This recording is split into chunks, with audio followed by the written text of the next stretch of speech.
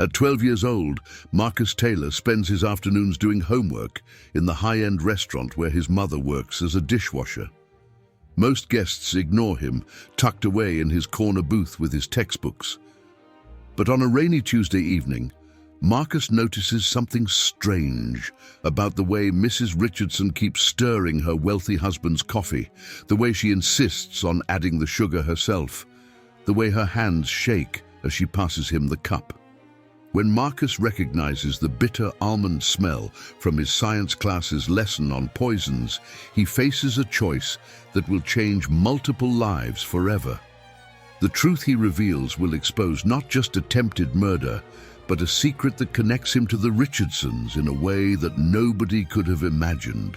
Like and subscribe to follow this incredible story about how a young boy's knowledge and courage unraveled a deadly plot and uncovered a long-buried family mystery.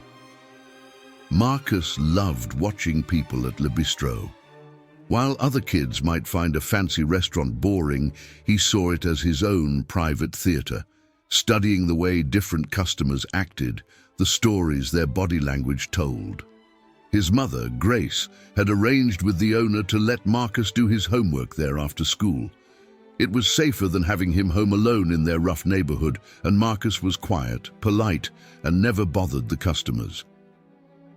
That Tuesday evening was unusually busy due to the rain. Marcus noticed the Richardsons as soon as they came in. Everyone did. Robert Richardson was one of the city's wealthiest real estate developers, and his much younger wife Victoria turned heads with her elegant beauty. "They're regulars," Marcus's mother had told him once while folding napkins. "Always tip well, but that wife of his, something not right about her eyes, like she's wearing a mask." Marcus watched as they were seated at their usual table. Mr. Richardson looked tired, older than his 60 years. Mrs. Richardson seemed tense, her movements jerky as she ordered for both of them. When their coffee arrived, Marcus noticed something odd.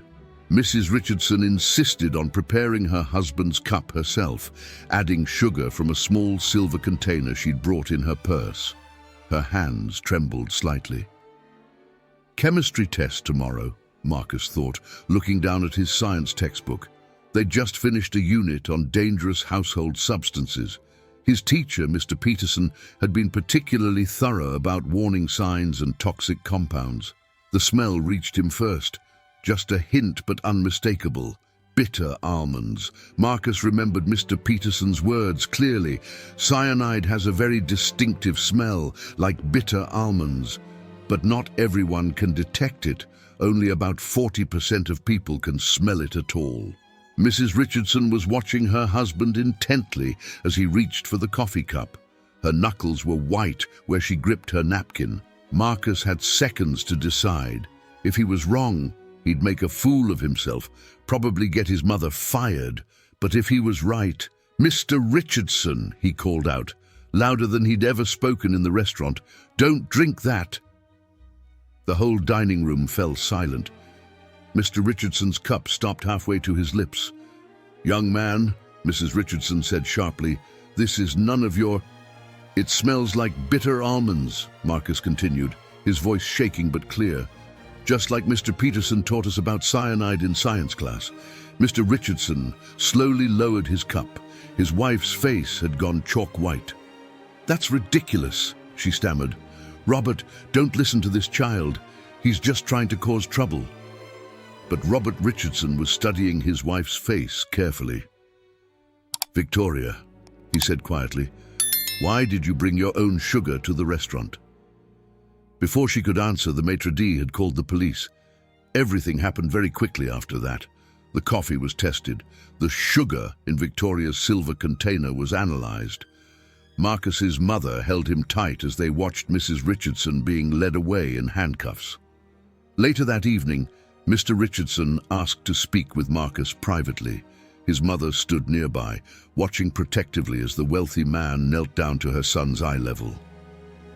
"You saved my life tonight, young man," he said softly. "I'd like to know the name of my hero." "Marcus, sir. Marcus Taylor." Richardson's face changed suddenly, his eyes widening as he looked more closely at the boy. "Taylor? And your mother's name is Grace?" "Yes, sir." Richardson stood up slowly, his face pale. "Grace," he called to Marcus's mother. "Grace Johnson Taylor." Marcus's mother stepped forward, confused. "Yes, but how did you—" "Because," Richardson said, his voice shaking, 15 years ago, my son Daniel had a relationship with a young woman named Grace Johnson, a relationship his family, I forbade him to pursue." Marcus felt his world tilt sideways as Mr. Richardson continued. "Daniel died in a car accident before anyone knew. Grace is Marcus." Grace Taylor's hands were shaking as she pulled an old photograph from her wallet. It showed a young man with Marcus's same warm brown eyes and gentle smile. "Daniel was the love of my life," she said quietly. "When your family threatened to cut him off, to ruin his future if he stayed with me, he chose to leave. He never knew I was pregnant." Marcus stood frozen, looking between his mother and Mr. Richardson. The wealthy man who had just been saved from poisoning was his grandfather. "All these years," Richardson whispered, "I lived with the guilt of separating them. After Daniel died, I tried to find Grace, to make amends, but she disappeared." "I had to," Grace replied.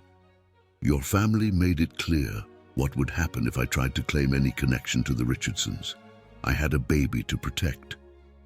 Marcus found his voice. "Mom, why didn't you ever tell me?" Grace knelt beside her son, tears streaming down her face. "Because I wanted you to grow up free from all that pain and prejudice. The Richardsons didn't want Daniel involved with a black woman from the wrong side of town. I didn't want you carrying that burden." Richardson's face showed decades of shame. "I was wrong, so terribly wrong. I destroyed my son's happiness because of my own prejudices, and in doing so, I lost the chance to know my grandson." He turned to Marcus. "A grandson who just saved my life." The restaurant had emptied, the police had gone, but the three of them remained in their own bubble of revelation and emotion. "When Daniel died," Richardson continued, "his last words to me were, 'Love is more important than pride, Dad.' I didn't understand then, but I do now." He reached into his jacket and pulled out his own worn photograph, Daniel at Marcus's age, with the same curious expression, the same gentle determination. "You have his eyes," Richardson said softly. "His kindness, too. He would have been so proud of you today."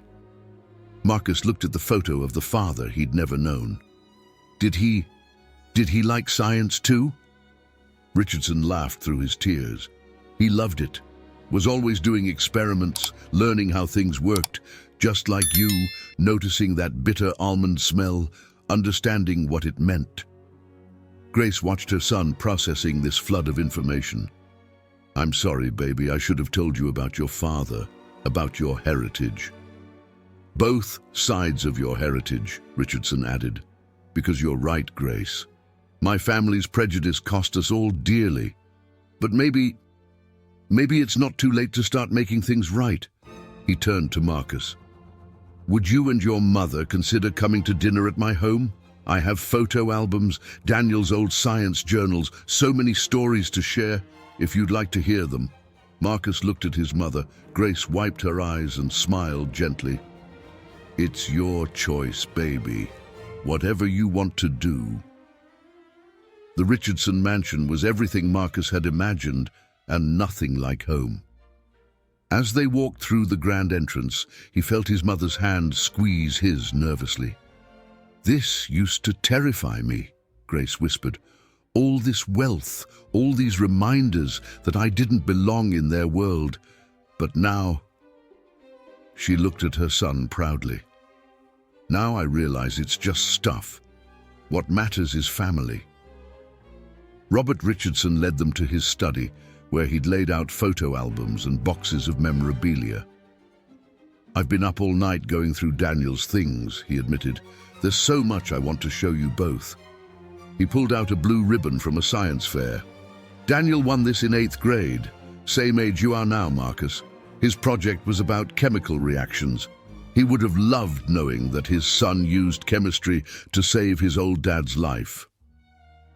As they went through the photos and memories, Marcus noticed his grandfather's hands were shaking slightly. "Sir, are you okay?" Richardson smiled sadly.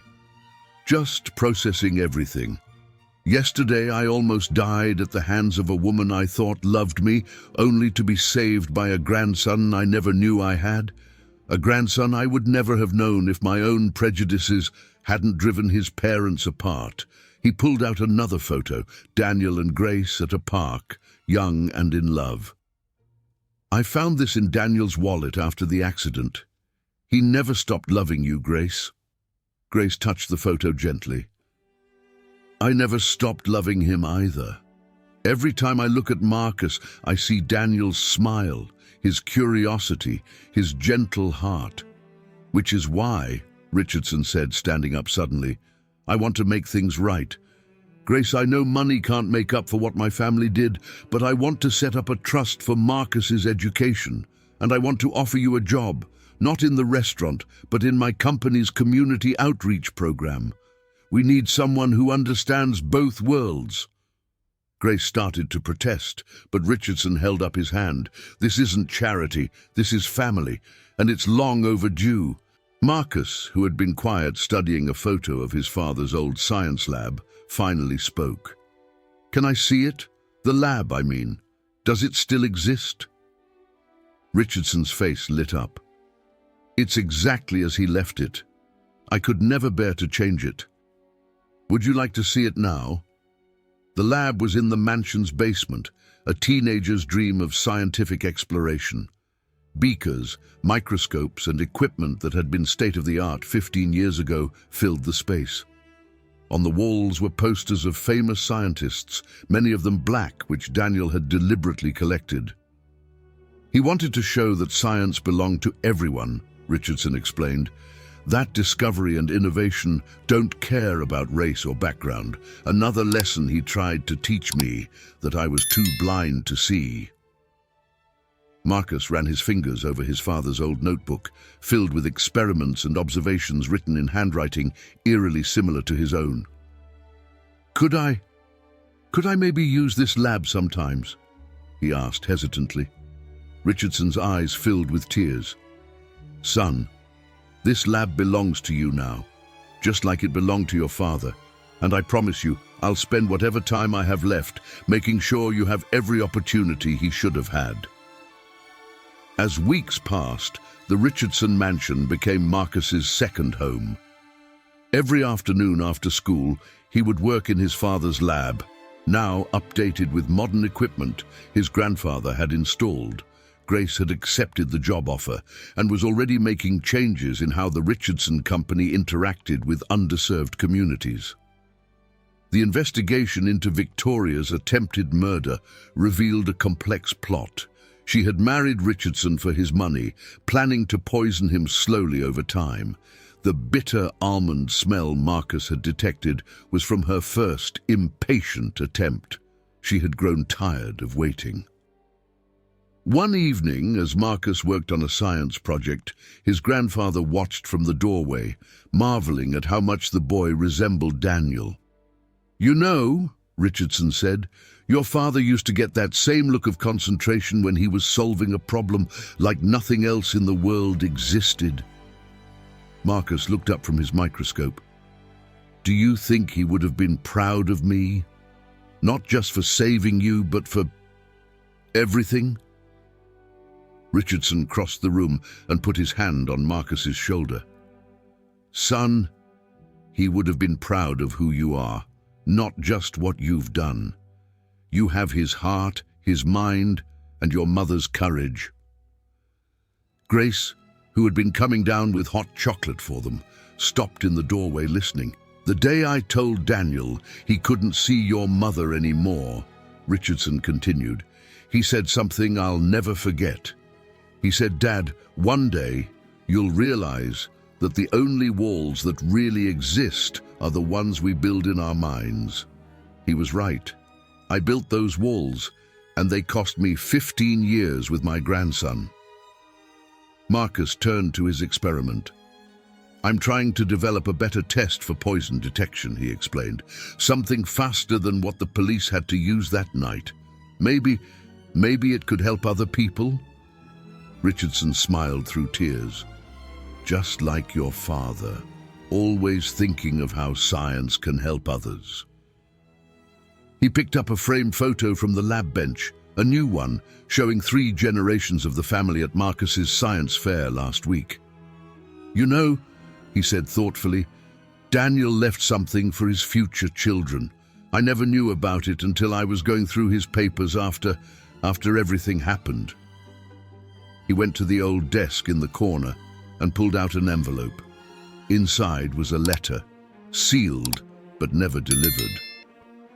To my future son or daughter, Marcus read aloud, his hands trembling. If you're reading this, it means I'm not there to tell you myself how much I love you. Grace moved fully into the room now, standing behind her son as he read his father's words.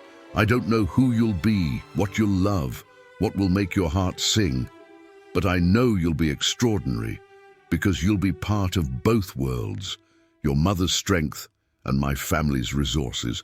Don't ever let anyone tell you that you don't belong anywhere. You belong everywhere. 1 year later, Marcus stood on a stage at the National Young Scientists Competition, accepting first place for his breakthrough work in toxin detection. His Taylor test, as it was being called, could identify poisonous substances in seconds using a simple color-changing strip similar to a pH test. In the audience, Grace and Robert Richardson sat together, both crying openly with pride. The past year had transformed them all. Grace had become a powerful voice for community inclusion in Richardson's company, while Robert had dedicated himself to making amends for his past prejudices by funding science programs in underserved schools. My inspiration for this project, Marcus said into the microphone, came from 3 people. My mother, who taught me that courage doesn't always roar. Sometimes it's a quiet voice saying, try again tomorrow. My grandfather, who showed me that it's never too late to change and grow. And my father, Daniel Richardson, who never got to meet me, but left me a legacy of curiosity and compassion. He held up his testing strip. This invention isn't just about detecting poisons. It's about breaking down barriers. Science doesn't care what color you are, where you come from, or how much money you have. Discovery belongs to everyone. After the ceremony, the family gathered in Daniel's old lab, now modernized, but still maintaining its original spirit. Marcus had insisted on keeping his father's old posters of diverse scientists on the walls, adding new ones of his own. Daniel would be so proud, Richardson said, watching Marcus demonstrate his invention to a group of young students from Grace's community program. Not just of the science, but of how you're already teaching others. Grace smiled through tears. He has his father's brain and heart, but he also has something Daniel didn't have, the freedom to be his whole self, to belong to both worlds without having to choose. Marcus overheard them and joined their conversation. You know what's funny? If Victoria hadn't tried to poison you, if I hadn't been in that restaurant that night, we might never have found each other. Sometimes the worst moments lead to the best changes. Richardson hugged his grandson tight. You didn't just save my life that night, Marcus. You saved our family's soul. You gave us all a second chance. On the lab wall hung a new photograph, Marcus receiving his award, flanked by his mother and grandfather. Next to it was the old photo of Daniel at the same age, and the similarity was striking. But more striking was the letter framed between them, Daniel's message to his future child, its words now serving as a beacon for the next generation. You belong everywhere.